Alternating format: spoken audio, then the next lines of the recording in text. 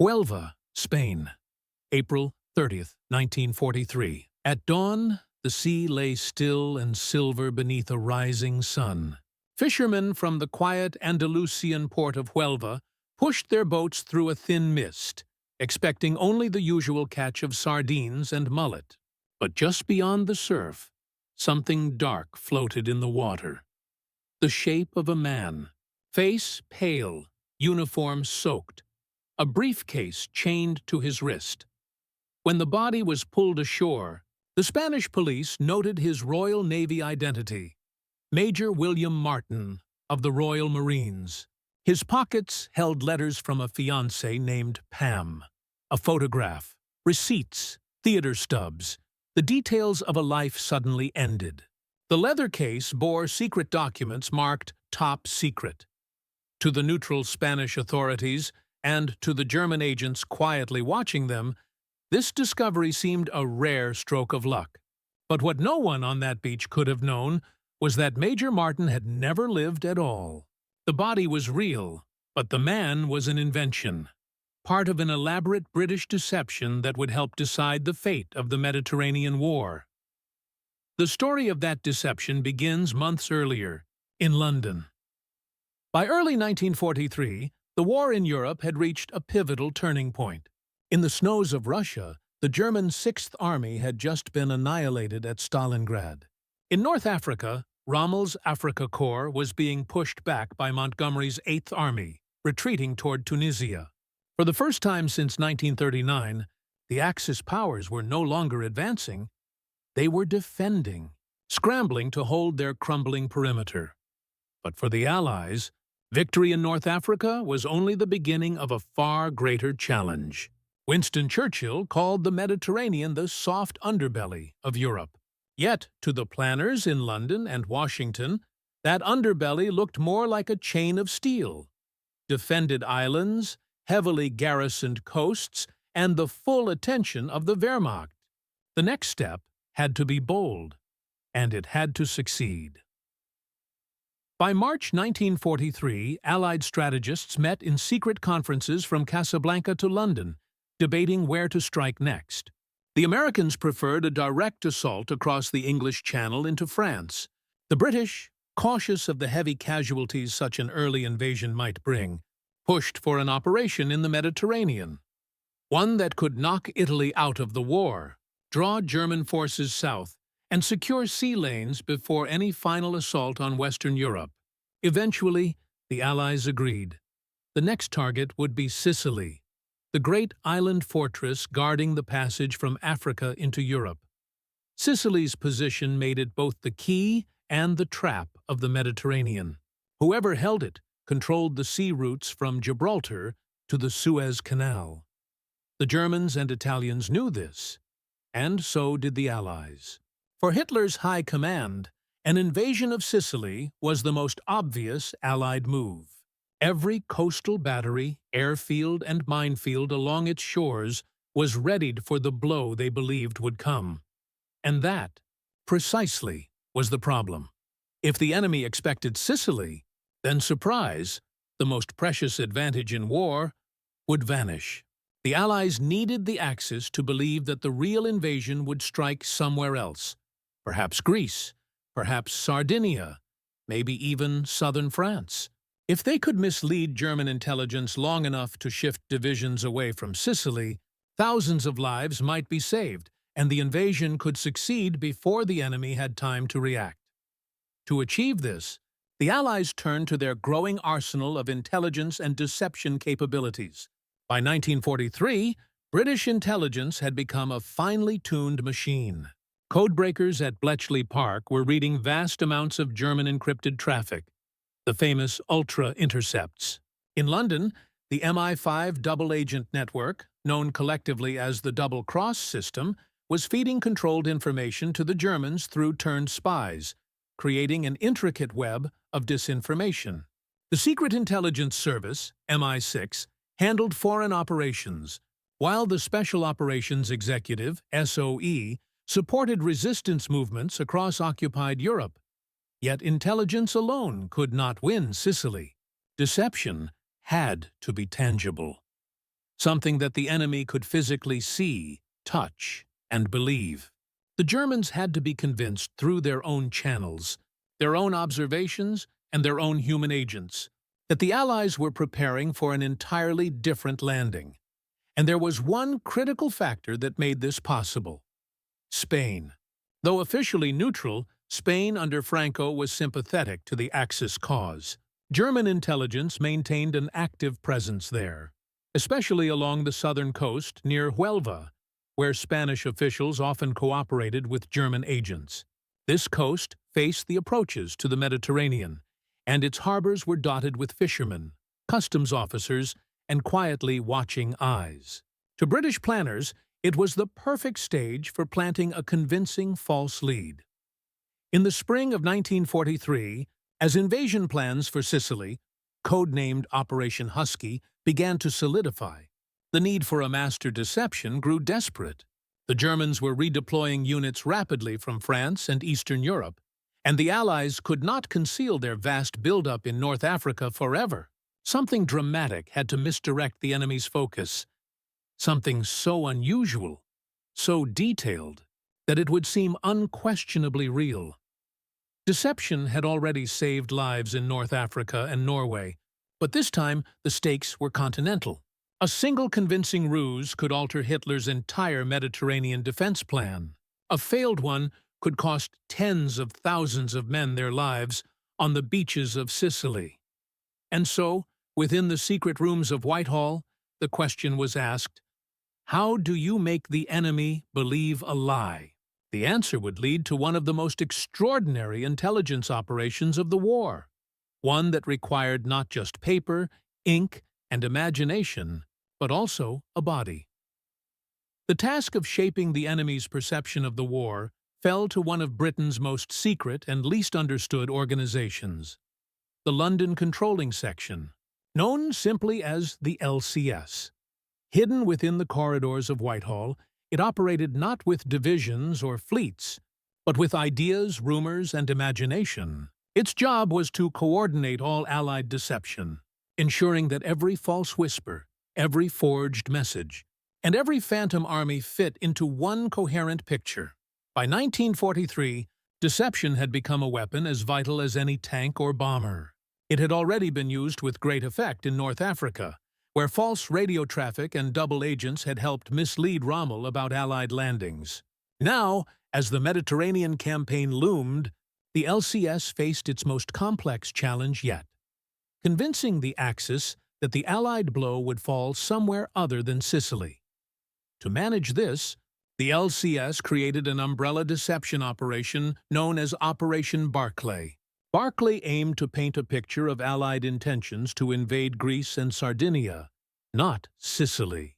Through agent reports, fake troop movements, and planted documents, Barclay sought to shift Axis defenses eastward.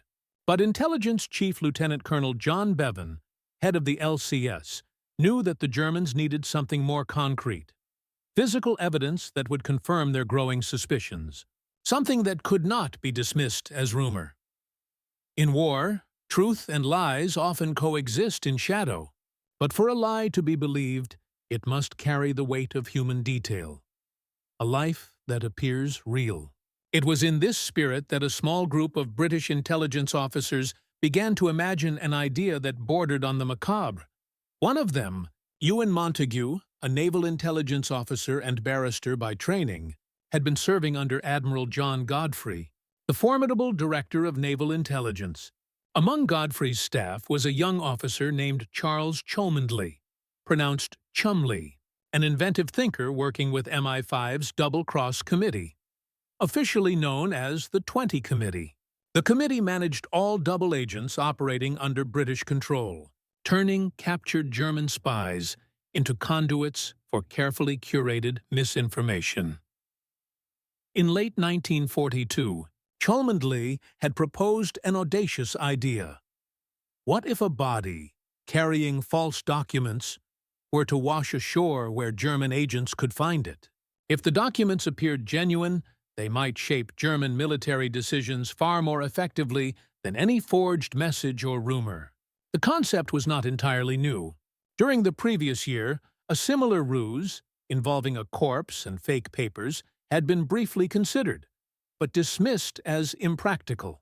Yet as 1943 began, and the need to misdirect the Germans grew urgent, Montagu and Cholmondeley revived it, refining it into something chillingly plausible.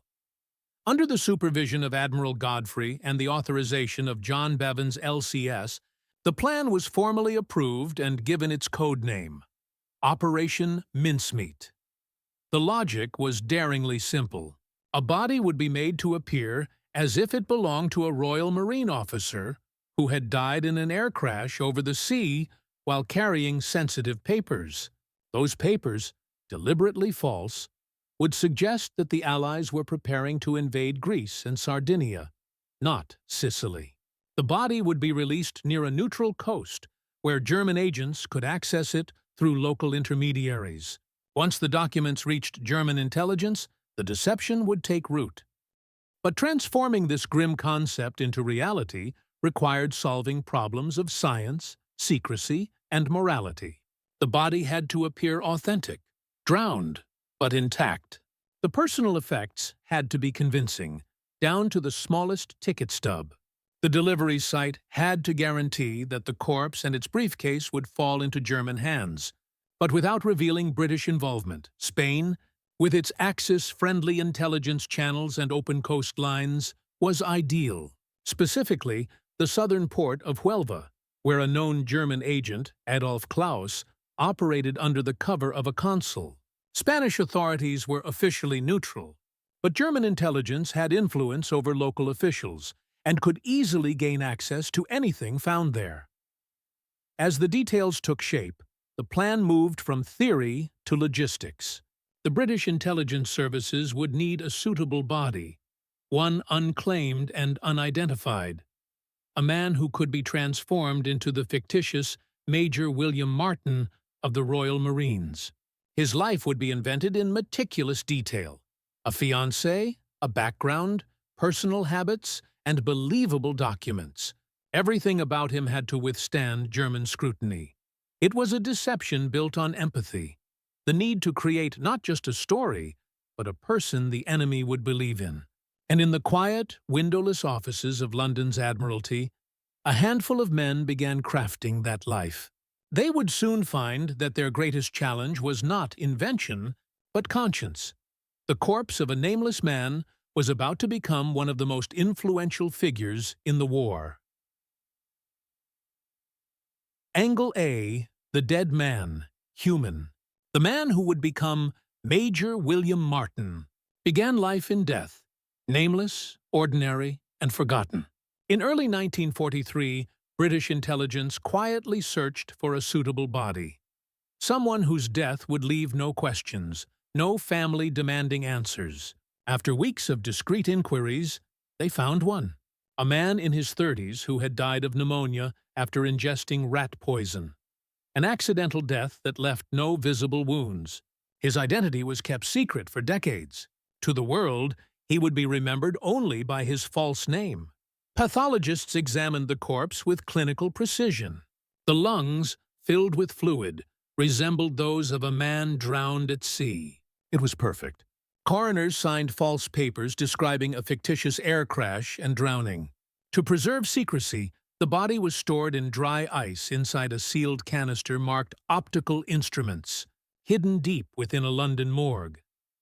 Ewan Montagu and Charles Cholmondeley then began the extraordinary task of giving their corpse a life. They built a biography, not from military manuals, but from human detail. The small things that make a person real.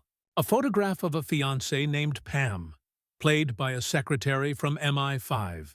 A love letter, half-crumpled and water-stained. Ticket stubs from a London theatre. A receipt for a new shirt. Even an overdraft notice from his bank. They created Major William Martin, a young Royal Marine officer stationed at Combined Operations Headquarters. The sort of man who might plausibly carry top-secret invasion plans between commands. Every item in his pockets told a story. Disciplined, romantic, alive. To German intelligence, these personal touches would later prove irresistible. When all was ready, The body was dressed in full uniform, the briefcase chained to his wrist, and identification cards placed in his wallet. For the first time since his real death, he was given purpose: to deceive. In the quiet hours before dawn, as the corpse lay frozen in its sealed canister, the planners must have felt a grim mixture of pride and unease. They were not merely forging documents, they were forging a man. Angle B, tactical, the mechanics of planting the evidence. To make the deception believable, science and geography had to align. The planners knew that a corpse could not simply be dropped anywhere. It needed to appear naturally washed ashore in a location where German intelligence could plausibly obtain the papers, without the operation being traced back to Britain.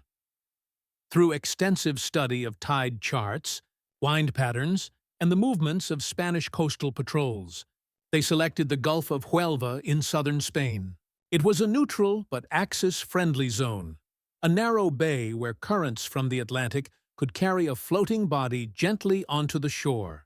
Moreover, German agents, including the well-known Adolf Klaus, operated freely under the cover of the local consulate. The British could depend on Spain's neutral bureaucracy to handle the discovery and quietly share the find with their German allies. The plan demanded precision. The corpse would be transported secretly aboard a British submarine, HMS Seraph, commanded by Lieutenant Bill Jewell, an experienced officer who had participated in covert operations before. Jewell's orders were explicit: keep the body frozen until release, handle it with the utmost respect, and ensure it entered the water in a believable manner. On the night of April 29, 1943, HMS Seraph surfaced off the Spanish coast. The crew, sworn to secrecy, gathered on deck as Jewell read a short prayer. Under cover of darkness, the canister was opened, the body carefully lowered into the cold Atlantic, and a small life vest adjusted to keep it floating upright. The briefcase, containing the crucial top-secret letters, was secured to the wrist by a chain. The scene was silent, but charged with tension. The men knew they were releasing not just a body, but a weapon of deception. A ghost meant to mislead an empire. As the submarine slipped back beneath the waves, the tide began carrying the body slowly toward the Spanish shore. Every part of the plan relied on subtle probabilities: the current, the weather, the reactions of Spanish officials. Nothing could be guaranteed. If the body sank, the mission failed. If it washed up in the wrong place, or if Spanish authorities suspected British involvement, the lie would collapse. Hours later, the sea delivered its grim messenger. On April 30th, local fishermen near Huelva spotted what appeared to be a drowned airman. Spanish police recovered the body, and by afternoon, news of the discovery reached German ears. The trap was set. But behind this simple act lay layers of precision and manipulation, a chain of deceptions that stretched from the waves of the Gulf of Huelva to the corridors of Berlin. Angle C, the intelligence matrix, the power of Operation Mincemeat, lay not only in its daring but in how it fit into a broader web of intelligence manipulation. Britain's Ultra program had already broken Germany's most secret codes, allowing the Allies to read many of the enemy's messages in real time. Yet, that knowledge came with a challenge: knowing what the enemy believed, and shaping those beliefs without revealing that Ultra existed. Spain was the perfect conduit. Officially neutral, it maintained a precarious balance between the Axis and the Allies. Unofficially, many within its military and intelligence services sympathized with Germany. Berlin relied heavily on its agents in Spain for naval and coastal information, and British intelligence knew it. This was why the Gulf of Huelva had been chosen. The beach was practically an open telegram line to the German Abwehr. Once the Spanish recovered Major Martin's body, they followed expected protocol, notifying British authorities while allowing German contacts to examine the documents unofficially. MI6's own watchers in Madrid monitored the entire process. Soon, decrypted German cables confirmed what London had hoped. The Abwehr had obtained copies of the briefcase's contents. Inside were letters between high-ranking Allied officers, General Nye and Admiral Mountbatten, suggesting that the Allies planned to invade Greece and Sardinia, not Sicily. The documents appeared utterly authentic. Plausible handwriting, proper code names, realistic tone. Even the water damage seemed consistent with a crash at sea. In Berlin, intelligence analysts debated the find. Some doubted it. Others called it a priceless discovery. But in the end, Hitler himself was convinced. Ultra-decrypts later revealed that the German High Command began shifting panzer divisions and Luftwaffe squadrons to Greece, precisely as the British planners had hoped. A single false body, drifting from Spain, had just redirected entire armies. Angle D, leadership and bureaucracy, behind this elegant deception stood an unlikely team of thinkers, bureaucrats and dreamers. At the center was Ewan Montagu, a barrister turned naval intelligence officer, and Charles Cholmondeley, a lanky RAF officer with a flair for eccentric ideas. Both worked under the 20 Committee, the body responsible for running Britain's network of double agents. Its name derived from the Roman numerals XX, or double cross. Above them sat the London Controlling Section, LCS, headed by Colonel John Bevan, which oversaw the coordination of strategic deception across all theaters of war. The LCS had already masterminded several successful operations, but this one was unique. It wasn't just about feeding the enemy false reports. It was about creating a single, tangible piece of evidence so convincing that it could override every other doubt. The plan had to pass through layers of cautious bureaucracy. Naval intelligence approved it only after verifying that the documents could not contradict real operational planning. The chiefs of staff examined it with skepticism.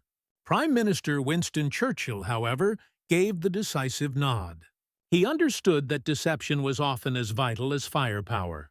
In wartime, he once remarked, truth is so precious that she should always be attended by a bodyguard of lies. The execution of Operation Mincemeat became a masterclass in bureaucratic theater. Memos, approvals, coded cables, and rehearsed denials. Every participant knew that one slip could expose the entire scheme, risking not just failure, but diplomatic scandal. Spain's neutrality was fragile, and Britain could not be seen desecrating a corpse for propaganda.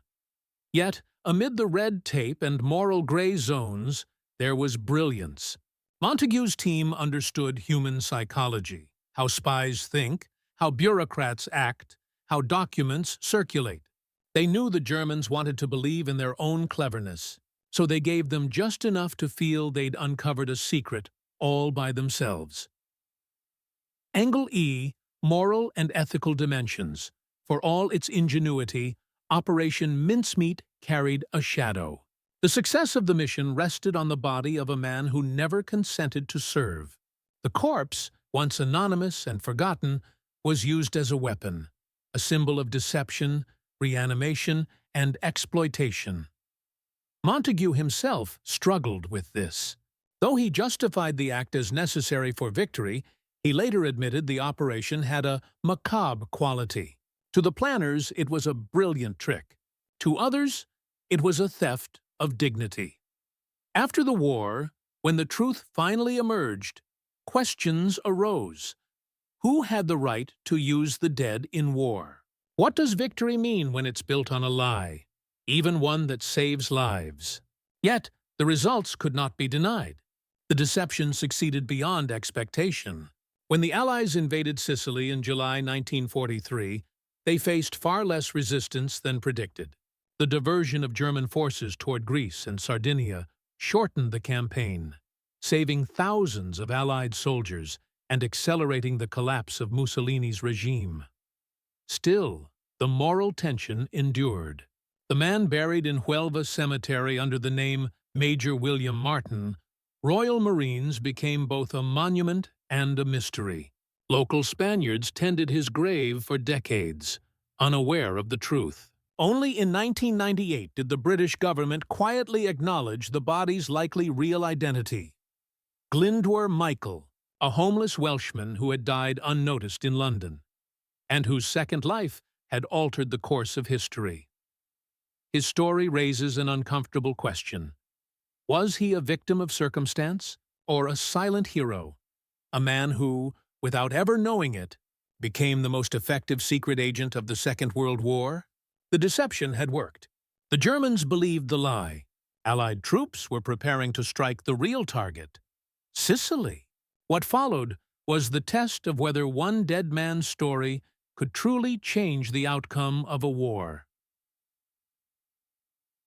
April 17, 1943, Holy Loch, Scotland. In the still grey dawn, the British submarine HMS Seraph prepared to sail under sealed orders. Only her commanding officer, Lieutenant Commander Bill Jewell, knew the full truth.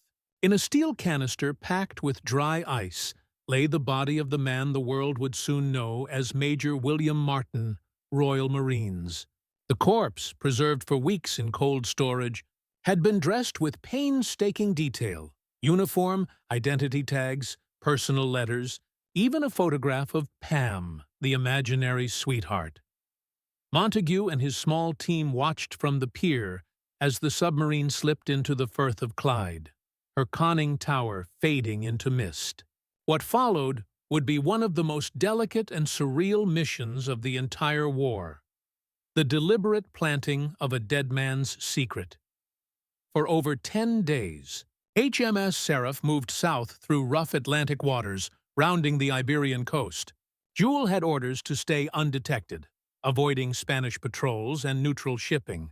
The target, the Gulf of Huelva, a small stretch of coast chosen for its peculiar combination of currents, geography, and politics.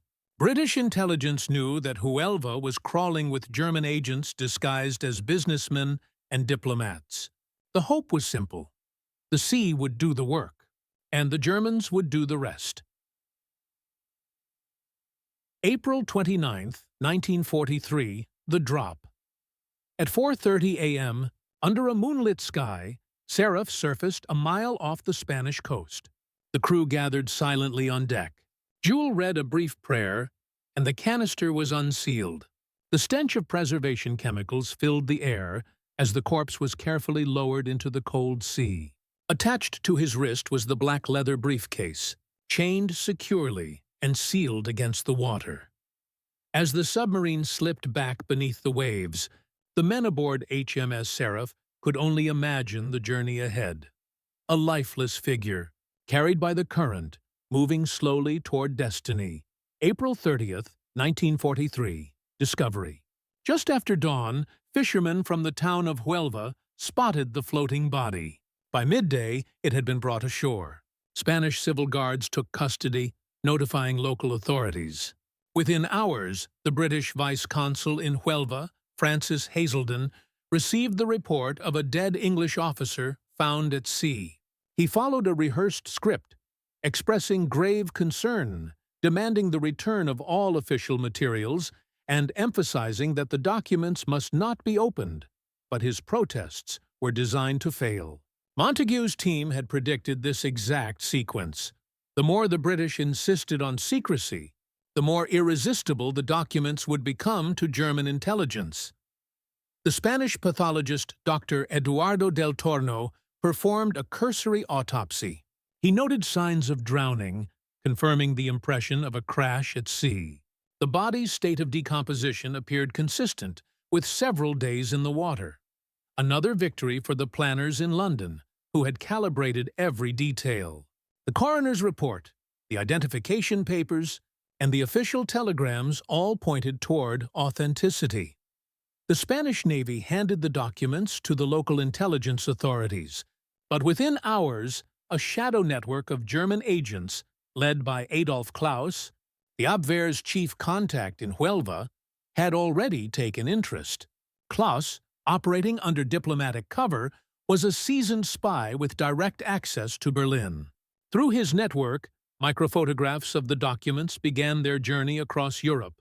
May 1–5, 1943, the trail to Berlin.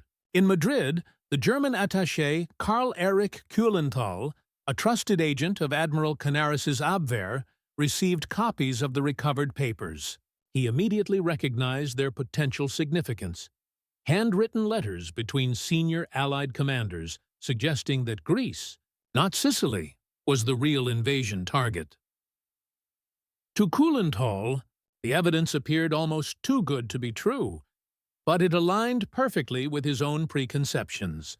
Hitler's obsession with the Balkans made any intelligence hinting at an attack on Greece highly credible. The Abwehr's Madrid office sent urgent cables to Berlin, while the originals were carefully resealed and returned to British custody through official Spanish channels. By the time the briefcase reached London again, Montagu's team knew from ultra-decrypts that the Germans had read the material in full. Every detail, the dates, the tone, the apparent rank of the correspondence, matched real Allied communications. But now came the test. Would they believe it? May 9–15, 1943, the reaction. In Berlin, the documents caused a quiet storm. Hitler was presented with intelligence reports describing the find in Spain. The papers suggested that the upcoming Allied offensive, long expected to strike Sicily, would instead focus on Greece and Sardinia, with Sicily serving only as a diversion. Field Marshal Wilhelm Keitel, head of the OKW, Oberkommando der Wehrmacht, reviewed the material with skepticism, but noted that it came from a reliable neutral source. Meanwhile, Admiral Karl Dönitz of the Kriegsmarine saw an opportunity. If true, the invasion fleet would have to pass through the Aegean, offering German submarines a decisive advantage. On May 14th, German intelligence issued a formal circular to commanders in the Mediterranean. All indications point to operations against Greece and Sardinia. Reinforcements should be prepared for these regions. The deception had taken root. Montagu received confirmation through Bletchley Park's decrypts, German commands ordering troop transfers and defensive fortifications in the Aegean. The bait had been swallowed whole. By late May, British intelligence could see the ripple effect unfolding in real time. Panzer divisions were on the move. Luftwaffe squadrons were repositioned. Sicily, the true target, was slowly being stripped of its defenders, and all because of a body that had never lived. The illusion was now complete. Yet the war would soon test whether deception could alter destiny itself. By late May 1943, the German High Command had absorbed the implications of the major Martin documents.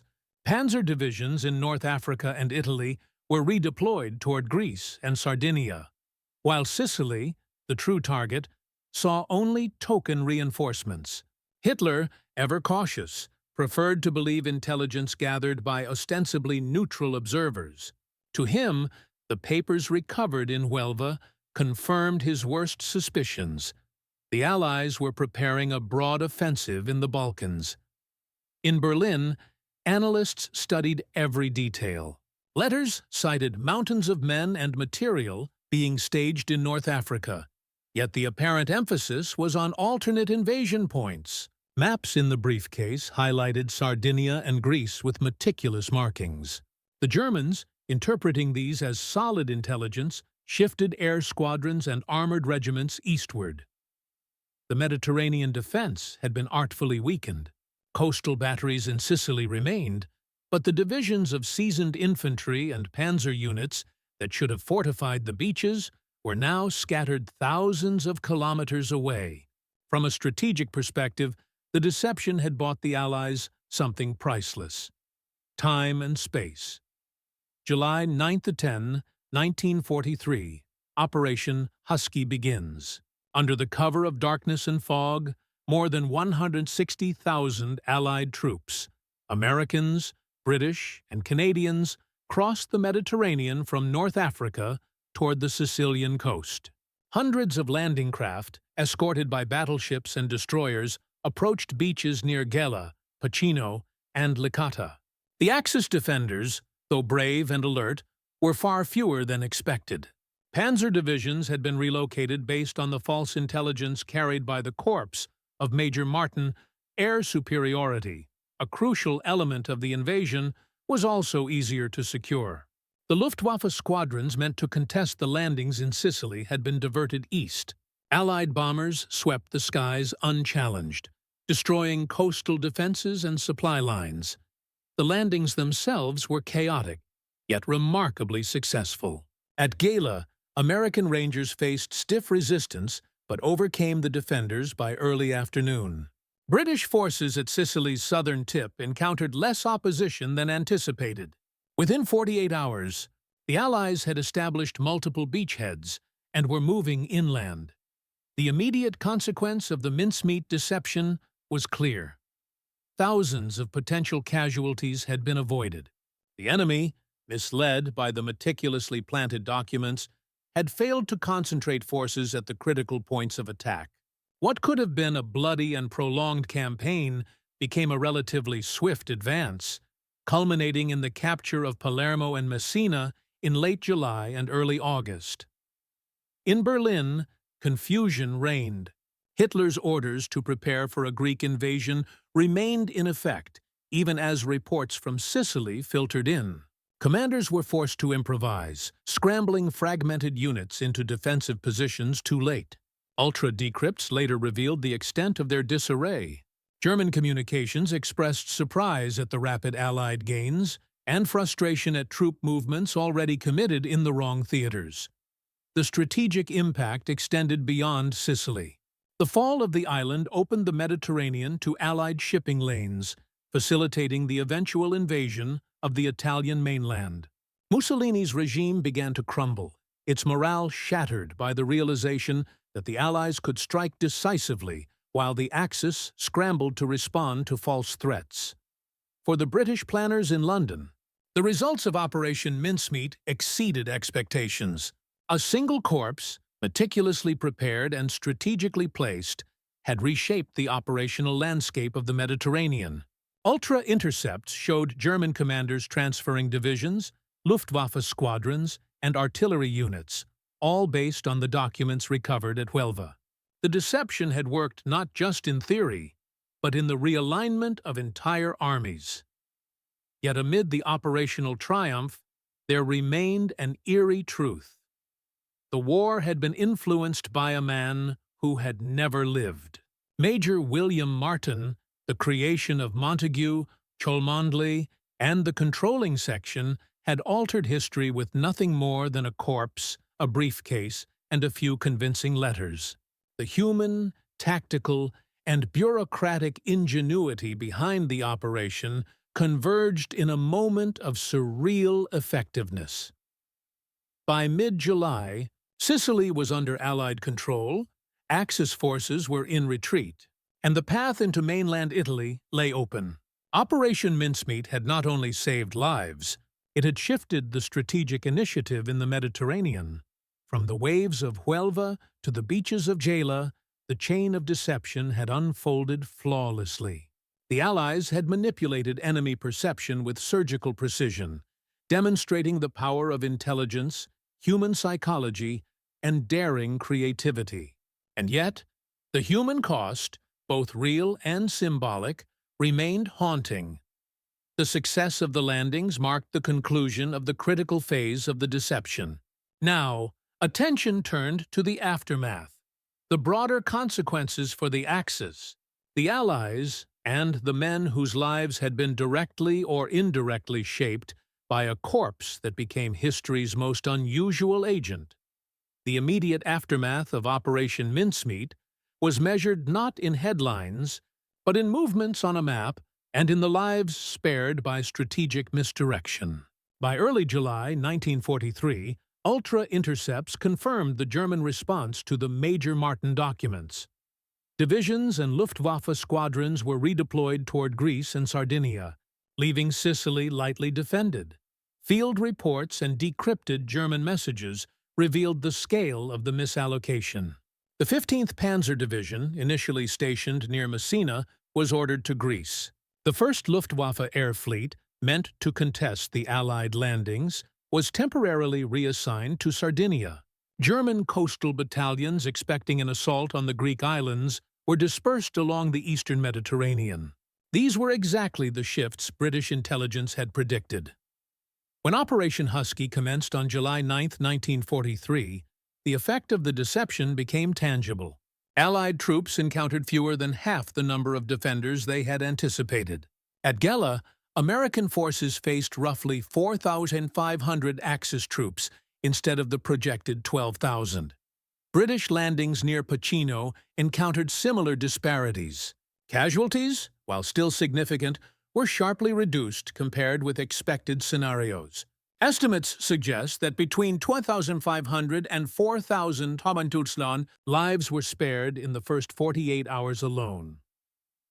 A direct consequence of the German misallocation of forces, reports from commanders highlighted the strategic impact. Lieutenant General Owen Hughes, overseeing British forces at the southern Sicilian beaches, remarked in his diary, "We found less resistance than intelligence had feared. It seems our deception has worked beyond expectation." Meanwhile, signals intelligence provided near real-time confirmation. Bletchley Park analysts monitored German messages reporting troop transfers, resupply orders, and defensive preparations in regions far from Sicily.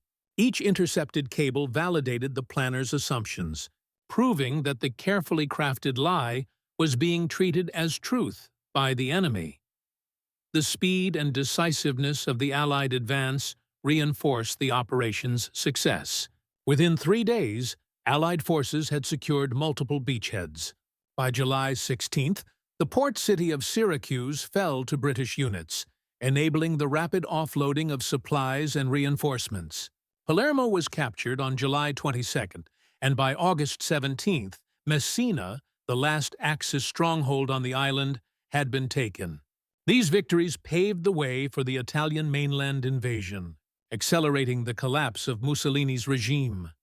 The planners' meticulous attention to detail ensured that the deception remained convincing throughout.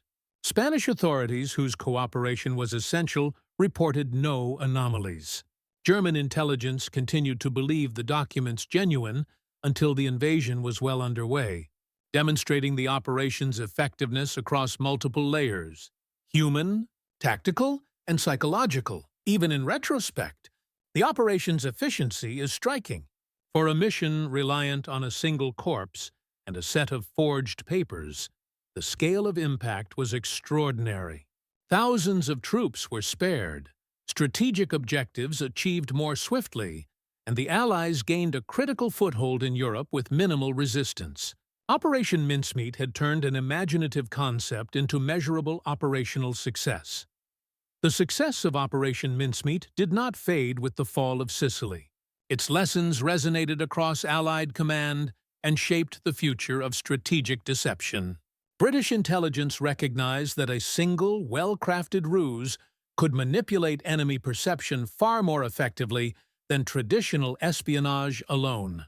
Mincemeat became a template, a proof of concept for operations that relied on precision, human psychology, and layered intelligence channels. In the months leading up to D-Day, June 1944, the operation's influence was unmistakable. Operation Bodyguard, the massive deception plan designed to mask the Normandy landings, drew directly on Mincemeat's principles. False radio traffic, dummy equipment, and planted intelligence were all coordinated to reinforce enemy beliefs. A strategy that echoed Montague and Cholmondeley's work in Spain. Lessons learned from Mincemeat, particularly the use of believable human detail and controlled information flow, informed the creation of phantom armies, fake invasion plans, and double-agent narratives that kept German command off balance for months. Mincemeat also provoked debate about the legal and ethical dimensions of using human remains as instruments of war. Historians, ethicists, and even some military officers questioned whether the exploitation of a corpse, no matter how anonymous or unclaimed, was morally justifiable. Montague himself reflected on the operation with ambivalence. He acknowledged its effectiveness, but admitted that it occupied a macabre corner of wartime ingenuity. Post-war, Scholars argued whether the act should be classified as a necessary stratagem or an unsettling manipulation of human dignity. Cultural memory, however, has immortalized the story. In literature, Montague chronicled the operation in The Man Who Never Was, 1953, blending precise historical detail with cinematic storytelling. The book was later adapted into a feature film, capturing both the eerie human element and the meticulous craft of deception. Documentaries, museum exhibits, and historical analyses continue to explore the operation, emphasizing the interplay of intelligence, human psychology, and the unusual heroism of the forgotten man who carried the Allies' secret. Beyond books and screens, mincemeat has entered the lexicon of modern military strategy. It is cited in professional intelligence courses as a case study in operational deception, demonstrating that the mind can sometimes be a more decisive weapon than steel. Officers are taught how layered narratives, human plausibility, and controlled dissemination of information can shape outcomes even before a shot is fired. The legacy of mincemeat is thus both practical and philosophical. It changed how wars could be fought, proving that perception could be as lethal as force. It challenged commanders to think creatively, ethically, and with precision. And it preserved, within a single coastal town in Spain, the story of a man whose anonymity allowed him to become an agent of history itself. As the strategic consequences became clear and the broader lessons of deception were studied, one question remained for historians and ethicists alike. How do we reconcile the brilliance of Operation Mincemeat with the grim reality of its methods? That question leads naturally to reflection, the calm, philosophical consideration of what this extraordinary operation tells us about war, humanity, and ingenuity. Operation Mincemeat stands as a quiet testament to the strange, often unsettling calculus of war. Victory is rarely measured in heroism alone. It is also counted in deception, misdirection, and the manipulation of human perception. The corpse of Major William Martin, once Glyndwr Michael, drifted in the Atlantic not as a soldier, but as an instrument of strategy. In the stillness of the Gulf of Huelva, the waves bore a secret that would reshape the Mediterranean theater, redirecting armored divisions, reshaping defenses, and saving countless lives. There is a paradox at the heart of mincemeat. It was both ingenious and macabre, precise and morally ambiguous. The planners calculated tides, bureaucracies, and human psychology with cold logic. Yet the object of their ingenuity was a human body, anonymous and voiceless. The operation forced commanders and historians alike to confront the tension between strategic necessity and human dignity. One man, unclaimed and forgotten in life, became the most effective agent in a theater of deception, his anonymity both a tragedy and a tool. Beyond its immediate tactical success, mincemeat speaks to the nature of truth in war. Intelligence is rarely absolute. It is shaped by belief, trust, and perception. The Germans were misled not because the documents were flawless, but because they were made to feel real, humanized in detail, personalized, tangible. The war, it seems, is won as much in mines as on beaches, in belief as in firepower. Yet even amid these reflections, there is a quiet humanity. The story of the body in Huelva reminds us that history is shaped not only by the living, but by those who, in life or death, intersect with circumstance in ways they could never imagine. The waves that carried Major Martin ashore are the same waves that carry memory, myth, and meaning through time. In the end, Operation Mincemeat is a story of mortality, ingenuity, and the strange agency of the dead. The man who never lived as Major William Martin lies forever in Huelva Cemetery, a sentinel of wartime cunning. And as the Atlantic waters lap the Spanish coast, they whisper a truth that the war itself could not deny. Sometimes, even in death, a single life can change the course of history.